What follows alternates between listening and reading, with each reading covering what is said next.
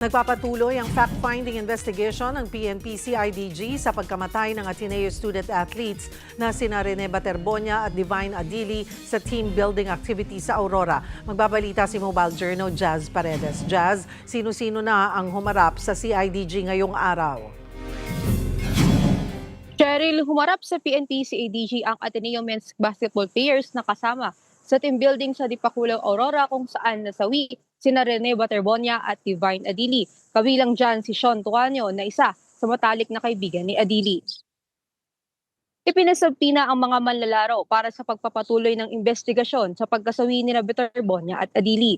Nasa 7 na Ateneo basketball team players na nakasama sa team building sa Dipakulaw, Aurora ang dumating. Kasama rin ang player na si Sean Tuanyo na isa sa mga malapit na kaibigan ni Divine Adili.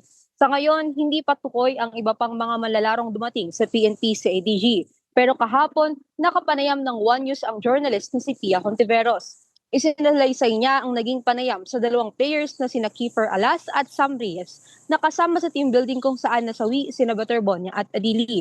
Sa kwento ng dalawa, natamaan ng malalaking alon ang kanilang team habang isinasagawa ang exercise sa dagat na naging sanhi ng malagim na trahedya.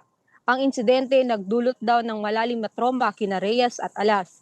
Hindi pa tiyak kung darating din sila sa tanggapan ng PNP-CIDG ngayong araw. Cheryl, ongoing pa rin ang investigasyon na isinasagawa ng CIDG at inaabangan din mapaya ang kanilang isasagawang press con bandang 1:00 ng hapon. Cheryl. Maraming salamat, Mobile Journal Jazz Paredes.